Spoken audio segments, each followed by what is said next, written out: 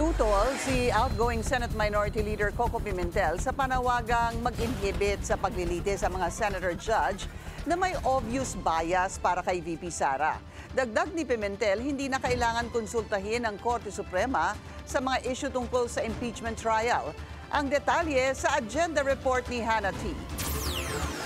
Huwag nang magpa-inhibit. Yan ang sagot ni outgoing Senate Minority Leader Coco Pimentel sa mga panawagan sa ilang mga senador na huwag nang makilahok sa impeachment trial ni VP Sara.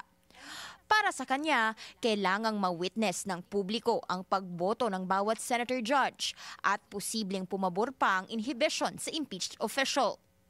Kailangan kasi ng 2/3 vote o boto ng 16 senator judges para makonvict ang bise.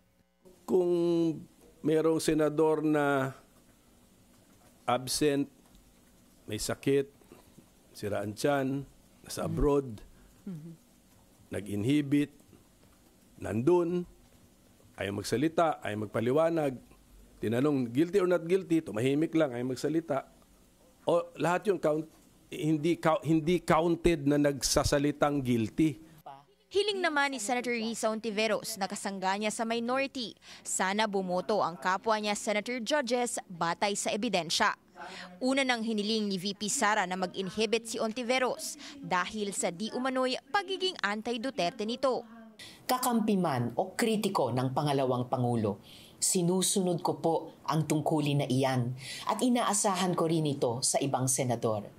Aprobado ng Senate Impeachment Court ang mosyong ibalik sa Kamara ang Articles of Impeachment laban kay VP Sara na umani ng 18 votes, habang isa si Pimentel sa 5 tumutol dito. Nang tanungin kung kailangan pa bang hintayin ang Korte Suprema tungkol sa pagdesisyon kaugnay sa pagtuloy ng impeachment trial, sagot ni Pimentel, wala namang kinalaman ng High Court sa paglilitis ng higher chamber. Do not wait for the Supreme Court to act. Ang Supreme Court hindi namin consultant. Huwag namin itratong consultant at Supreme Court. So tuloy lang Lahat dapat. ng mga maliit na bagay, pasa sa Supreme Court, pasa. Hindi po, hindi consultant ang Supreme Court. Una nang sinabi ni Senate President Cheese Escudero na pwedeng questionin ang naging proseso ng impeachment court sa SC. Pero kung si Pimentel ang tatanungin, hintayin na lang daw ang sagot ng High Court sa mga nakabimbing petisyon kaugnay sa impeachment kesa mag-raise ng bagong legal challenge sa SC.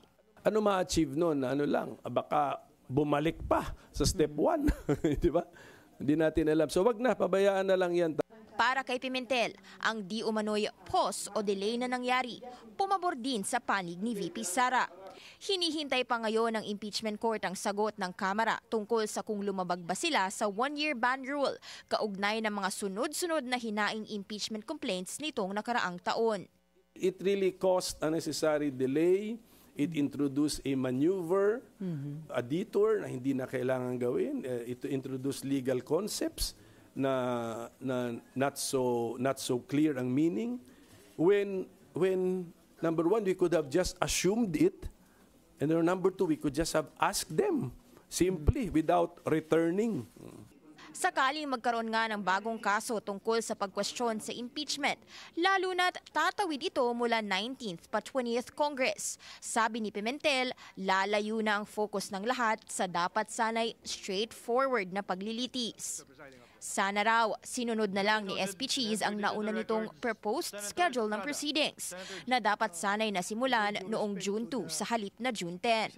Isa si Pimentel sa outgoing senators ng 19th Congress. Sa oras na matapos ang kanyang termino, pabirong sabi ng senador, balak niyang maging commentator ng impeachment at wala pa siyang natatanggap na offer sa anumang panig para maging bahagi ng paglilitis. Kilala si Pimentel sa pagiging matalas nito pagdating sa technical debates sa plenaryo. Nang tanungin kung bukas ba siya sa pagiging cabinet member sa ilalim ni PBBM, sagot ni Pimentel, pwede pa rin naman siyang makatulong kahit private citizen. Pero dasal niya ang success sa Marcos administration. Para sa agenda, Hannah T, Billionaire News Channel.